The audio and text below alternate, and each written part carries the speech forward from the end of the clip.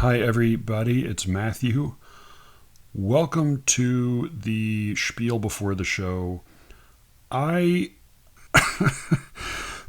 of the B plot theme of this episode is stuff that is personally embarrassing for me, which makes it difficult to begin. But Matt Wall told me I should pimp my shit. So with all due respect to the awfulness of actual pimps in the actual world, and the morally neutral value of shit as well. I have a book. I have had a book, but I have a new book. It's called Midlife. I started sending it out around the time I started this podcast, and it had a somewhat long and rocky road, but it now exists. You can buy a copy and own it and feel it in your hands and have it be a real thing, which I was not sure would ever happen after some of the developments along the way. I think it is good. I think it is a good book of poems. It's about 9 years worth of poems. Don't worry, it's not all of the poems I wrote over 9 years. It is just the poems I thought were the best of the poems. It's not even all the poems I published in those 9 years. I left out a lot of poems I published as well, but it is, I think, the best poems I wrote in that stretch of time. And I try, I'm not sure how to pitch it to you, because Tim Green made fun of I think he thought I was performing kind of a self-conscious, ironic understatement when I described these as the best poems I wrote in the 9 years since my last book. I was just trying to be accurate. I would just want to say accurate things I can, because of course I'm selling you my book, and why would you trust what I have to say about my work? You shouldn't. You shouldn't trust what any poet has to say about his own work. So my brother and I are working on this project. It's a private project for a family, and they're great family to work for, and they don't mind paying good money for good work. We were just talking by text about how different it is from the art world, and how in the arts there is as he said, there's a kind of a funny sense that once it's art you're paying for, you need to get real people get surprisingly stingy about it. And I said it was in part because artists talk too much about self-expression and the political importance of their work, when what they should talk about is the actual making of actual things and what's involved in that. Because if it's just expressing yourself, then why should you pay for that, right? It feels like you're either doing the artist a favor or you're doing the political cause a favor. And when in fact you should just be paying for something that is good that somebody made. As I pointed out, like in poetry at least, like most poets privately sort of acknowledge that there's a ton of bullshit in the poetry world. And even maybe that most poetry is sort of bullshit, or that there is much bullshittery surrounding it. He compared this to The Emperor's New Clothes, the old fairy tale. It's a very familiar comparison. Lots of people have used this. But he said it was sort of like that fairy tale backwards, where everybody is naked, and there's one guy with clothes, I guess the little kid in this case, one guy with clothes who says, "Hey, you're all naked," and they all laugh and dismiss what he said and go about their naked fashion show. But then privately, each one of them comes up to him and says, "Hey, you were really right what you said about all those other people being naked." And then the end is not that he's vindicated and everybody realizes they were being fools. The end is that he takes off his clothes and then joins the crowd and pretends to be wearing fancy clothes as well. So I am trying not to do that. I wrote this book. I think it's a good book. I am pretty choosy with the stuff I publish, and I'm even choosier with the stuff I collect in a book. As I said, I'd basically written all these poems before the show began, but I did include a note in there thanking SLEERICKETS listeners and people and everybody I've gotten to know through the show. Not by name, all of you, good God, but broadly. And I have a trigger warning for the presence of a sestina, which, as I say, you have my full... I think it's a good poem. However, you have my full judgment-free permission to skip it, because nobody should ever be forced to read a sestina. No prose poems, though, and most of them are pretty short. People tend to either much prefer the short poems to the 5, I think, longish poems, but then other people really, really prefer the longish poems to the short poems. I don't know. I don't know, but I do think that they're all at least worth a read. All right. So here's my compromise. This is the embarrassment number 1. My compromise is I hate the idea of reading my own poems on a podcast, because so many podcasts are that, and in most cases they are very painful to listen to. So I want you to have the freedom to listen to the entirety of this show and not ever have to listen to me reading my own poems. So what I'm going to do is this. Because I do feel like the best advertisement for something is actually, a free sample. What I'm going to do is this. I'm going to do the whole show, and then at the end, I will tell you it's over and give you another warning, like a spoiler alert, and let you know you can turn it off. And then I will read one poem from the book. I might do this a couple of times. I'm not sure. My thought was maybe I would read a couple of poems that I don't usually read at readings, either because they're personal in like a funny way, or they're a little weird, or they're like maybe will make people angry, or they're about horrible things. So this one is shortish and not horrible, I think. But I'm going to read. I'll read it at the very end. If you were interested, stick around. If not, I certainly do not think ill of you for skipping. But that's going to be at the end. So before that, I will have lots of other stuff involving other people's poetry. I think that's all I had to say. As this stupid intro that's gone way too long already. But I will, as a special recompense, I will skip all the other housekeeping that I usually do, and I will try to pimp my shit one shit at a time. I guess I'll go with that. So there is a link in the show notes to my book. You can go to my website, which is MatthewBuckleySmith.com, or just type in SLEERICKETS.com, and it'll take you to the same place.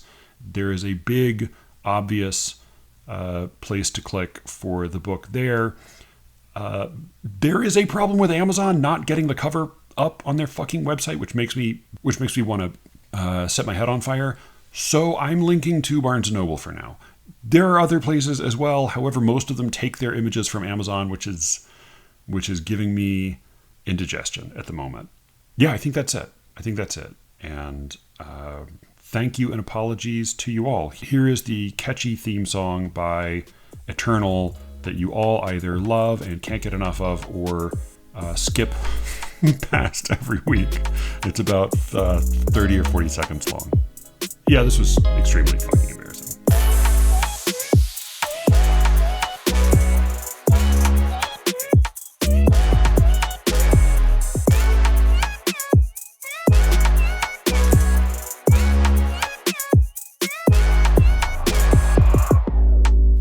I'm Matthew Buckley Smith, and you're listening to SLEERICKETS, a podcast ostensibly about poetry and other intractable problems. I learned today that a guy I went to high school with died recently. We were not close, but I knew who he was. He was also a sort of in the same general sub-orbit of geekdom that I inhabited. We had more friends in common than we were friends ourselves. He was also somebody who I always found very funny, and sort of weird in an interesting way, but he seemed really to dislike me for reasons I couldn't entirely put my finger on. Either way, I was very sad to hear he had died, and because I didn't really, I saw him maybe once or twice after high school. I certainly didn't have any deep personal memories or associations with him, but thinking about him and the really lovely memorial that his business partner and one of our other high school classmates is organizing for him made me think about the funniness of those school age glimpses of people that we get. that are not necessarily all that accurate. It sounds like they requested that everybody wear a black T-shirt with a sarcastic slogan and khaki pants and New Balance sneakers, because that was his uniform all throughout high school, and it sounds like throughout the rest of his adult life as well. I was touched by this, even though, as I said, I was not close to him, but it made me think about those funny glancing relationships. People who there's a good Paul Muldoon poem called "Unshow" about a classmate of his who ended up being an officer in the IRA later on, and kind of recognizing a funny parallel between those experiences. So it also reminded me of another poem I like that I have thought about talking about on the podcast and then felt too embarrassed to talk about. Not by me, not one of my poems. This is a poem by a poet named Stephen Campa. I've brought him up a number of times. He gave Alexis a really unfairly mean review. Or I don't know. I mean, I think he and Alexis have an understanding. But I think he's a very skillful poet. He also has a new book out. Stephen Campa, I mean, among other things, like, writes the best bad-looking books of poems in the game. Like, the discrepancy between the quality of the poems and the badness of the covers is shocking and, like, consistent. Like, he's really, really worth reading. His new book, very much worth reading. It's also, this is maybe kind of a question request for any of you. It is so startlingly good and uncool. Not just that the cover is bad, which it is, but good. The poems are good and they are so uncool. Like it just struck me that the coolness of them is hair-raisingly it's like absent or even a sort of negative. It possesses negative coolness. It has like a magnetic charge that would repel coolness. And it made me think about, like, there are plenty of books of poems that are bad and cool, at least in the sense that they're, like, very well designed, or they're by people who are well liked, or they're about a topic that's kind of timely. Like, that's not uncommon. But I was thinking about, like, I would love to find a contrasting example of a book a new-ish book of poetry that is both good and cool, right? Like, that's sort of what I was thinking about. And a possibility that came to mind, I've heard Jose Olivares's book. Oh, fuck, is it Jose Olivares? I think it is. He's a former poetry god guy, the Poetry Gods. Yeah, I heard his new book is very good, and he is cool. And so that seemed like maybe a candidate.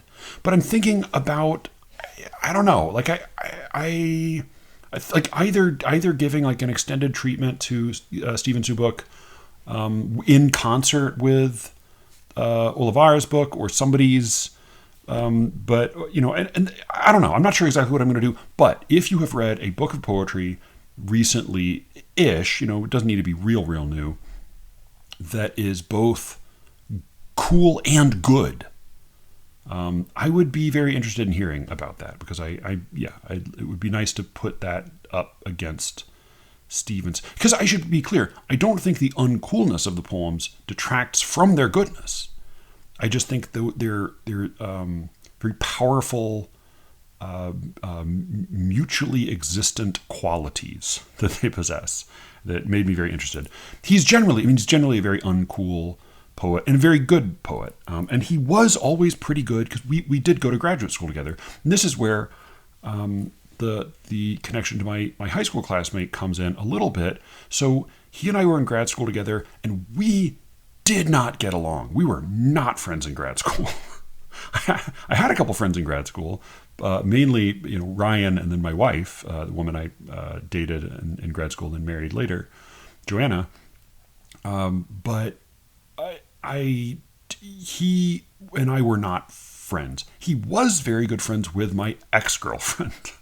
I dated a girl my first year who's also a very good poet. I had a weird experience a couple years ago of being a screener reader for a book prize and reading a manuscript of poems. Didn't recognize any of the poems, didn't know who had written them, it was all blind. And I gave it a very strong, I said, this should win the prize. And then I found out later that it was written by my ex-girlfriend. And it was a sort of like a lovely moment. So I wrote to her and I told her. She didn't end up winning the prize because, the other screeners didn't agree with me or whatever. But it was a good book. And she did end up publishing it. But I wrote to her and I told her that, I thought it was good, and I'm telling the truth because I didn't even know it was by you. So I have nothing but warm feelings toward her now, and I think she's having a lovely life and writing plenty of poems. Stephen, I have gotten along with perfectly well, and run into a number of times over the years, but we definitely were not friends in graduate school. He seemed, if anything, really to dislike me. He was, maybe protective of my ex-girlfriend. I dated her the first year I was in grad school. The second year, I dated Joanna, and we were all in the same workshop together. And the net result was that people were perfectly nice to Joanna, but they fucking hated me, and they mostly just said nothing when my poems came up in class. So Stephen I think he was a strong personality. I don't think I was entirely the jerk in the situation. I think we were both sort of younger and jerkier. I don't think we were our best selves, but our comparative jerkiness was very incompatible. We really did not get along. And he was a much better poet. Then as now. He was a much more fully formed poet then. And the poems in his first book are almost all poems that he was writing even at the very beginning of graduate school. He was just a very accomplished poet. But he and I had a kind of a rising tension between us. And one week I wrote a very mean poem. It's not a long poem, but it was a dramatic monologue. It was sort of, I write these a fair amount. I'm kind of, as you know, I'm a believer in the magic quotation marks that all poems are sort of dramatic monologues. But I wrote this shortish poem that was in a voice not mine. And it was definitely a mean poem at Stephen's expense. It wasn't explicitly about Stephen, but I think he knew it was about him. And it definitely was intended to be about him. I'm not going to say what it was because I don't think it's necessarily a very good poem. It is in my first book if you get curious and want to look for it. But I wrote that, brought it in. It was fine. I think, I got the usual crickets whenever I brought a poem in those days. And then the next week, Stephen brought in a dramatic monologue. And it was in a voice very different from the voice of his poems. And it was in a character's voice. And it was a little bit of an uncanny experience for me for a couple of reasons. One is that I did think it was quite good. I thought it was a good poem. It's sort of it's a sincere satire, like Portrait of a Lady or Proof Rock, or Ryan actually does these pretty well. He has a good long poem called Illustraneo that Brian Berger has written about. I don't think Brian gets it totally right, but I think it's a good poem. And then another one called Authority, which I really love. And so it's a sincere satire in the sense that it does kind of reveal some of the foibles of its speaker. My Last Duchess is a satire. It is less... Andre del Sarto is a sincere dramatic monologue. My Last Duchess is a satire, a satirical dramatic monologue. Same with a lot of...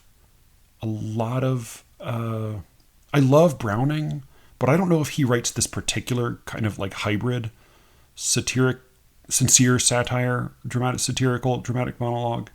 Hecht did sort of, Hecht's are still a little more self-aware. It takes a certain fine touch to write a poem in which the speaker is letting the reader know more about himself than he means to, but in which the poem is also still fundamentally compassionate toward that speaker and really interested in revealing and understanding him as he is. Eliot did that some. Ryan does it quite well. I attempt it in some of my own dramatic monologues, but I think Stephen does it really beautifully in this case. And this is the really embarrassing thing. This is the biggest embarrassment about this episode, because here's the huge limb I'm going to go out on. And if I'm wrong, which I very well could be totally wrong about this, then it's way more embarrassing than if I'm right. The limb I'm going out on is this. I think this poem is about me. I think it is written in a voice intended to be a satirical representation of my voice as Stephen knew it at that time. Now, part of the surreality of listening to it when he read it aloud in class and then reading it later, because it did appear in his first book, was that I recognized some aspects of myself, but mostly I recognized what I think I must have looked like in his eyes. He certainly picks up on some of my tics from the poems I wrote at that time. I did tend to write long, staichic, somewhat rambling poems, obsessing over ex-girlfriends and pulling up a lot of anecdotal details and using ostentatious similes. So he certainly satirizes all of that very ably.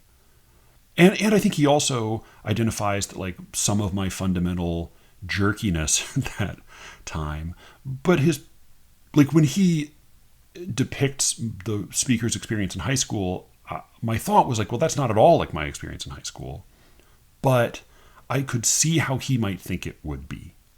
This was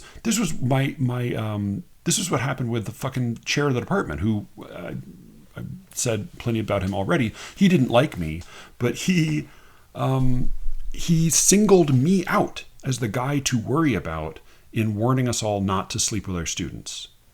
You know, he was like, well, I'm really looking at you.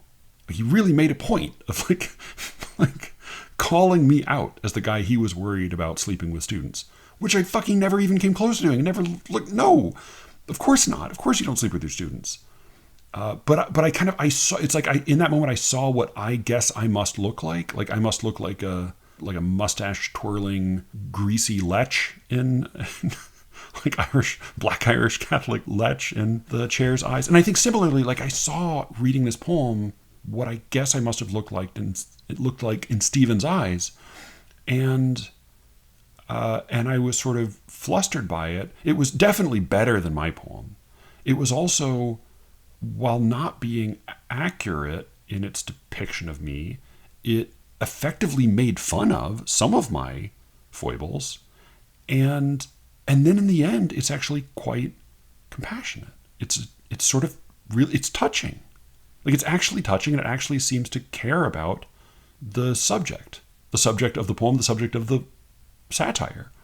So I could be completely wrong, as I said, and it would be just utterly humiliating to learn that I was wrong. But I don't think Stephen listens to the show, so I'll let it ride there. I think this poem was written about me. In any case, I really like it. I still like it. It is a little long, but it's pretty talky and straightforward. And I told you a little bit about it. I will give you a quick overview so that, I'm not going to read it twice.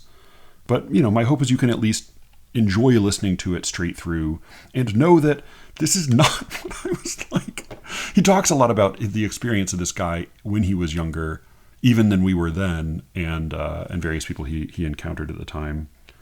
It is a better satire of the poems I was writing at that age than it is of the person I was then. But I just think it's a good satirical poem about a guy who is kind of a jerk, but is still somebody capable of loving and being loved. This is called Nickname by Stephen Campa. It takes place while this guy is watching Invasion of the Body Snatchers, which is the kind of thing I probably would have done in a poem at that point. Like, the whole dramatic monologue is the guy giving a kind of a commentary on the Invasion of the Body Snatchers, loaded up with references to his own personal life and his attempts to charm the audience of the poem, which he believes he is more successful at than he actually is. So he, as I said, he reveals a lot more about himself than he thinks he is revealing.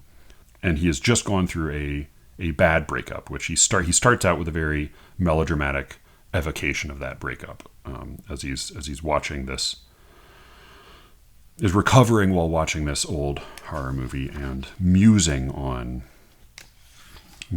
love and loss and all of the dumb ideas that Stephen Campa accurately perceived I preoccupied myself with at that time. And still to this day, in fairness, I'm probably closer to this caricature than I am even capable of recognizing or certainly would like to admit. This is The Nickname by Stephen Campa.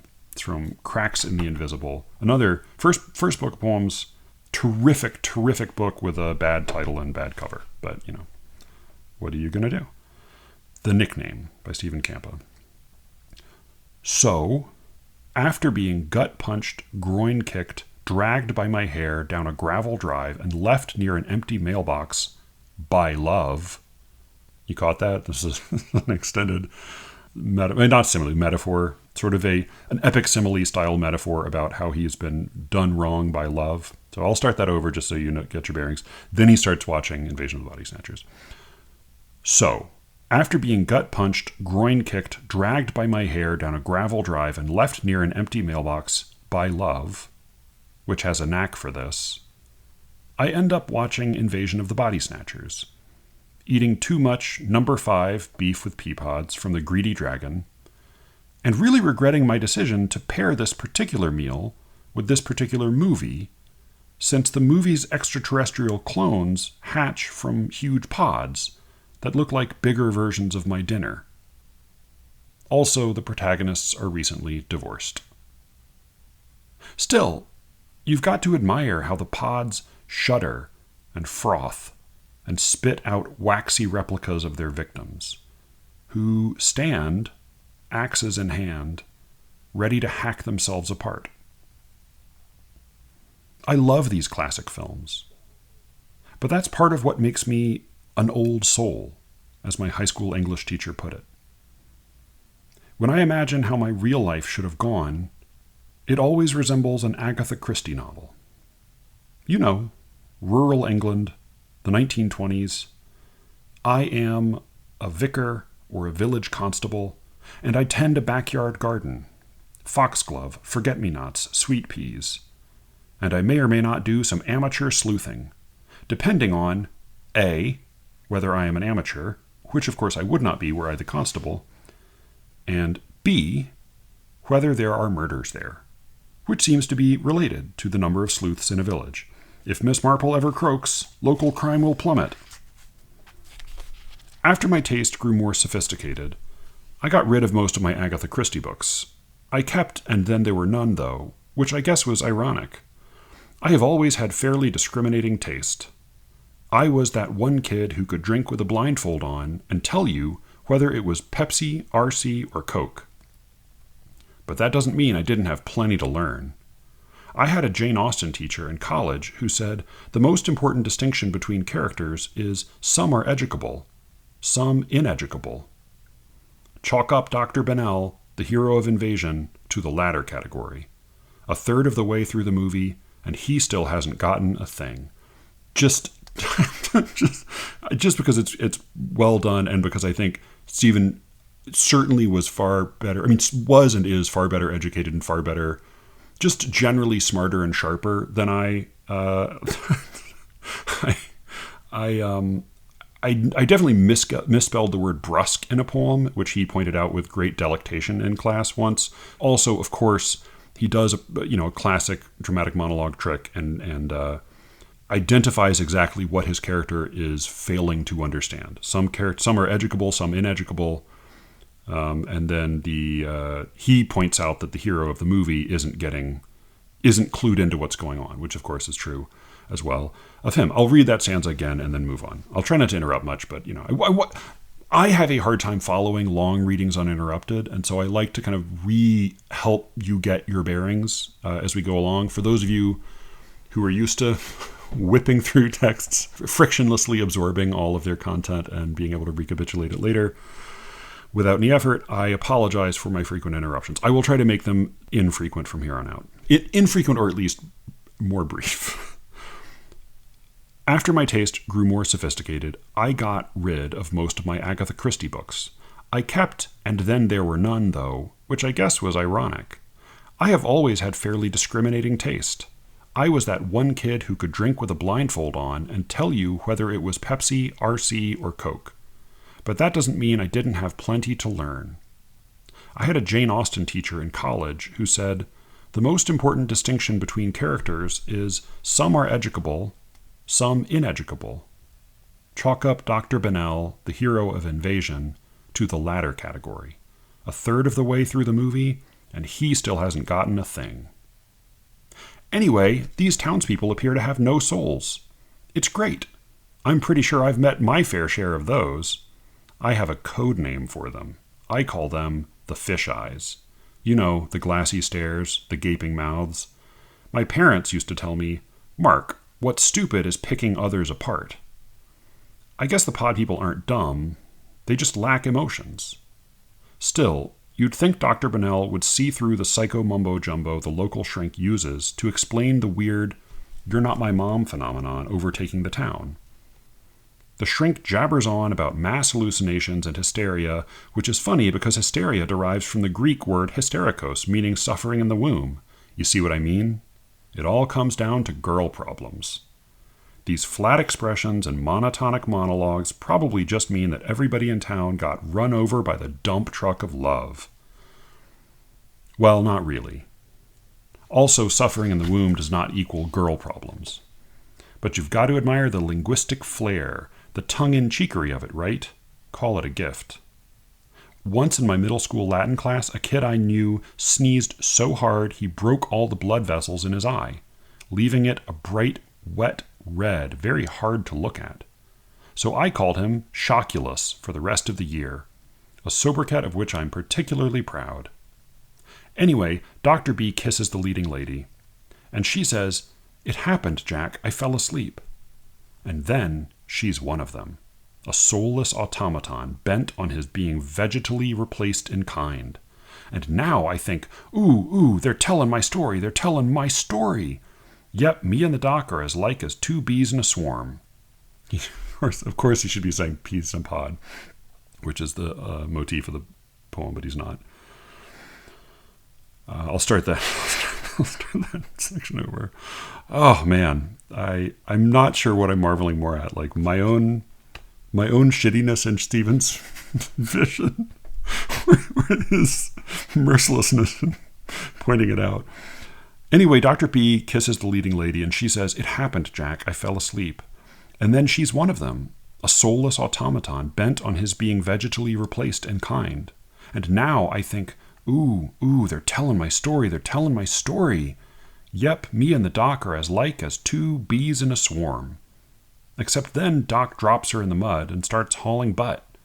And I think, definitely not my story anymore, since I can see myself still glubbing in that mud puddle, trying to argue with what's-her-face that she has not in fact gone to sleep, that we are all still in love, and me and her hysterical womb are going to have fantastic lives together, and not fantastic in the sense of belonging or pertaining to fantasy, but in the boom chicka-da-ka sense of Yellow's hit "Oh Yeah." That's, I think, a great example of Stephen's uncoolness in his poems. The boom chicka-da-ka, that just the insertion of that even in like 18 layers of like protective safety quotes, like it doesn't matter, still uncool. So I think I love it. It's perfect for the poem, but it's one of the marks of Stephen's terminal uncoolness. Brilliant, wonderful writer though he is. I just had to meanly point that out. Consider that my Count Shockulus moment. I'll just go back a little bit.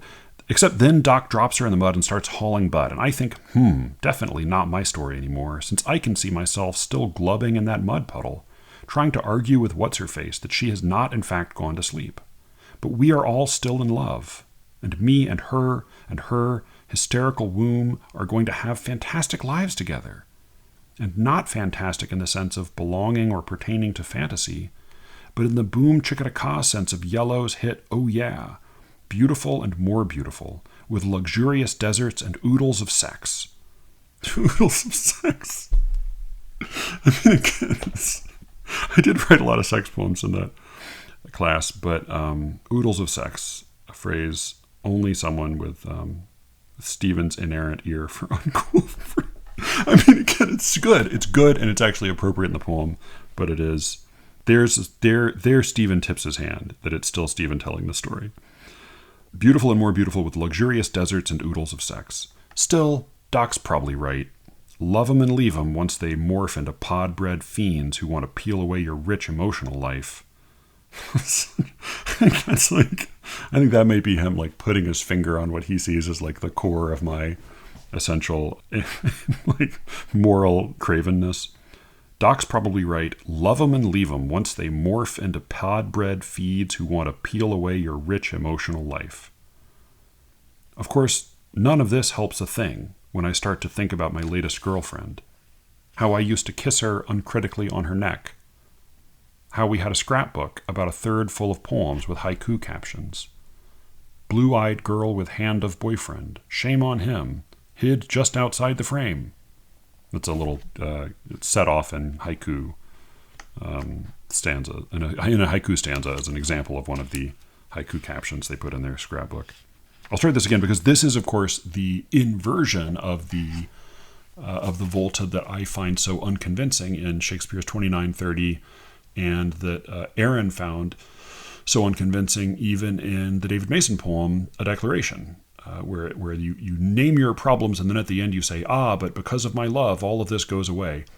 Stephen nicely inverts that consolation, and he says, but all of the thoughts that helped me up until now are useless in the face of thinking about love, because once I think of her, everything goes to shit.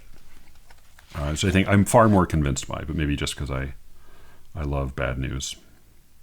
Of course, none of this helps a thing when I start to think about my latest girlfriend. How I used to kiss her uncritically on her neck.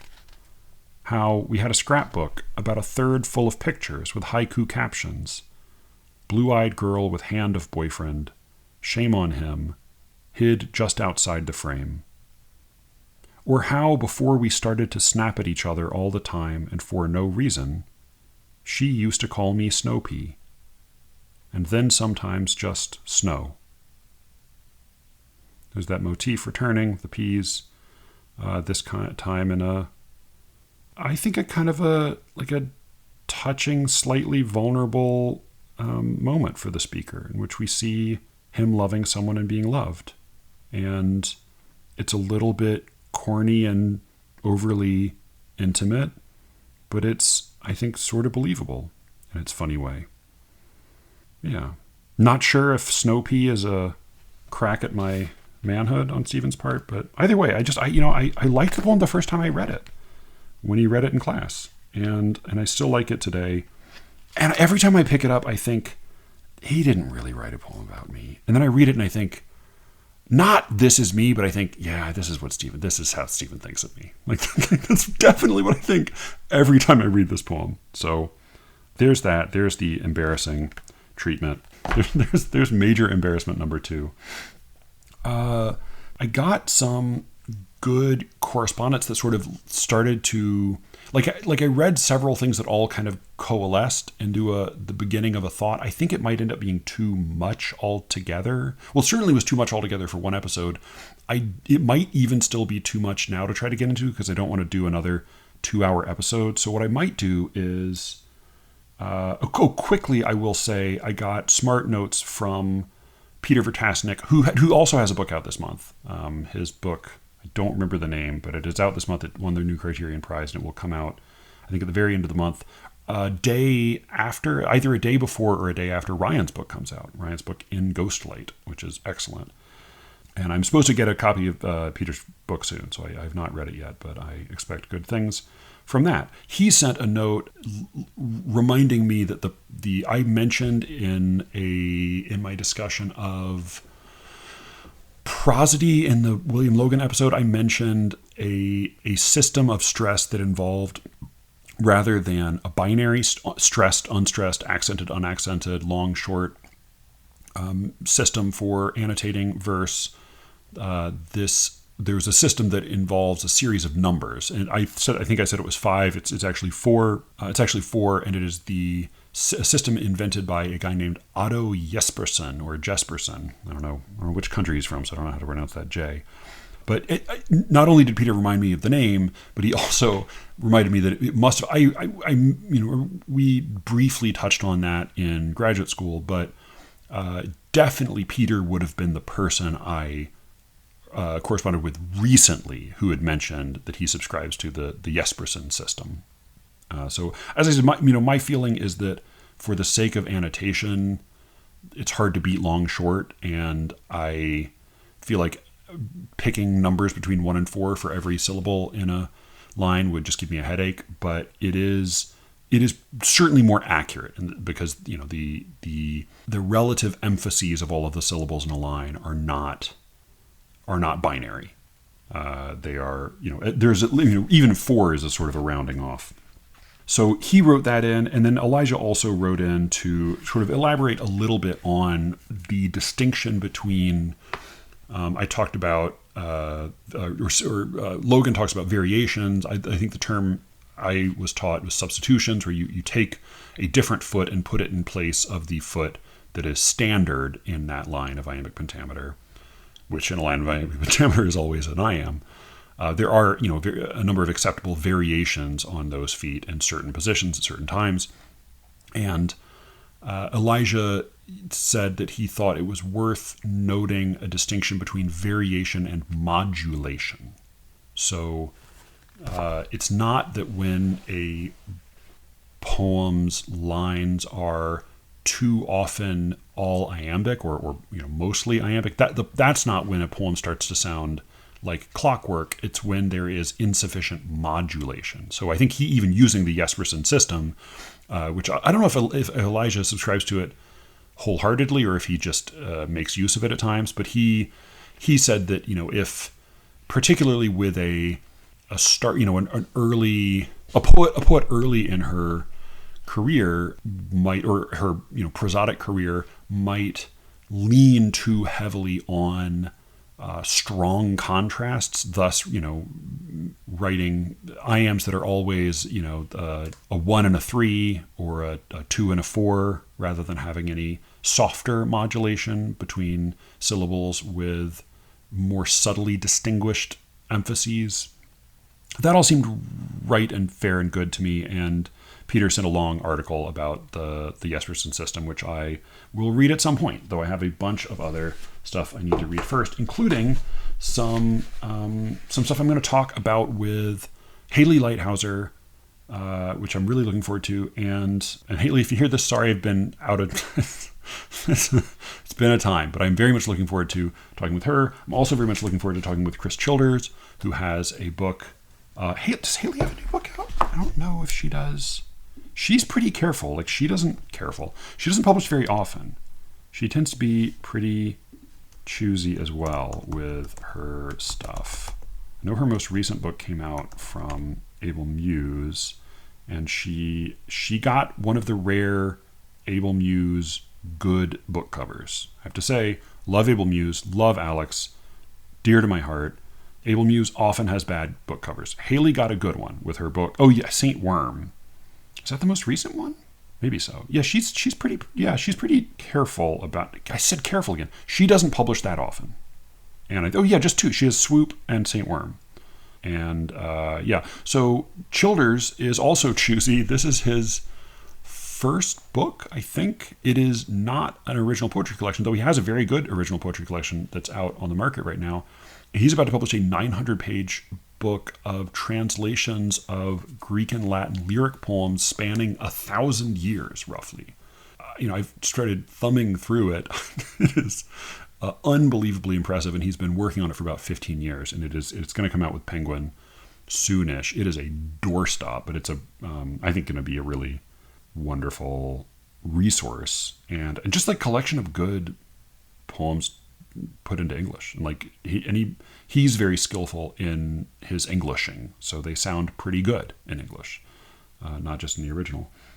We're going to talk about something sillier than that because I like to. Haley and I are, we're going to talk about semi-serious, semi-silly things that are poetry related, because that is my MO here. I don't want to have to read too much for a given episode, and I don't want to have to be too smart either. I do want to talk about a handful of other things. I'll either put those into a Secret Show episode or just do them on another main feed one, because I think I'll call it there. And all right, so thank you for bearing with me on this. Embarrassing. It's embarrassing. It's embarrassing all around. It's embarrassing because I'm pimping my shit. I'm trying to sell my book. I'm read a poem by somebody else written 15 years ago and claimed that it was about me. And I clearly planned the episode poorly, so that's embarrassing. And I'm about to read a poem I wrote on my own podcast, which is just such a cardinal podcasting sin, but I'm going to do it. I'm going to do it because I want to let you decide for yourself if this book is total bullshit, or if it maybe has some poems in it worth hearing. Before you all sign off, as a final enticement, I will just say, in honor of Stephen's mockery of me, this is a poem I don't really read very often at readings, and it is one I was thinking I may read it on the Rattle cast, and then I ended up cutting it. But it is of the poems in the new book, it is probably the closest to the kind of poem I wrote in grad school. So it is an ex-girlfriend poem. It does have some sex in it. It is overly personal and self-referential. It is, as was Even's poem, it is in someone else's voice. Just the embarrassment just deepens and ripens as the minutes tick by. All right, so thank you all for listening. I'll sign off now for those of you who want to escape. You can reach me as always at SLEERICKETS@gmail.com, and with any luck, I will be speaking to you again very soon. Until then. Okay, last warning. I'm going to read a poem from my book, Midlife. There will be a link in the show notes you can click on to buy the book, order it, get it in your house, read it with your real physical eyes, body, hands. There's no Braille version, but Cameron has a PDF. If anybody else has trouble with vision or whatever else, just send me a note. Let me know. I'll help you out. You can order a copy. Go to SLEERICKETS.com. That's the easy way to find it, or just go to the show notes to this episode. You will find a link there. I might do this one or two other times on other episodes. I might read them. It's like one or two other weird poems I never read at readings that I'm thinking I might put on the as a little tail end bonus / punishment. But this one's not long. It's called The-Best, and it's in the voice of a woman who is not me, because I am not a woman. Also, the best does not refer to either the speaker or to the subject. Joanna is the best, but this is a different kind of best. I love you, my darling wife. You should sign off now, because this poem is about an ex-girlfriend. The-Best. You're wrong, she said, if you think I don't recall the drive we made at the end, from Hartwell to Jasper, across that summer's last long weekend, fall a sobering whisper. I'm going to start over because I definitely won't be offering any commentary on this poem, but I do, as I said, find it hard to follow poems when I hear them aloud. So I'll just start over and let you hear the beginning again to maybe help you keep your bearings for, again, it won't be very long. The-Best. You're wrong, she said, if you think I don't recall the drive we made at the end, from Hartwell to Jasper, across that summer's last long weekend, fall a sobering whisper. When did we start to fool ourselves out loud? You went first, but I don't hold it against you. You were so handsome then, and I was so proud, though I never convinced you. A little farther on was all I wanted. In the white compact, humming some aimless song, I sold it last year. My fiancé said it was haunted. And he wasn't wrong. He's shorter than you, and better with his hands. And better. You wouldn't like him, but he might still like you. His ex was a beauty, I hear, though I never met her, or wanted to. I'm almost glad things went the way they did. The last drive west, the last fuck by the water, the last big lie, the best. Now I hear you have a kid, a beauty, a daughter. I can't believe I called myself fucking handsome in a poem. Just the embarrassment never stops.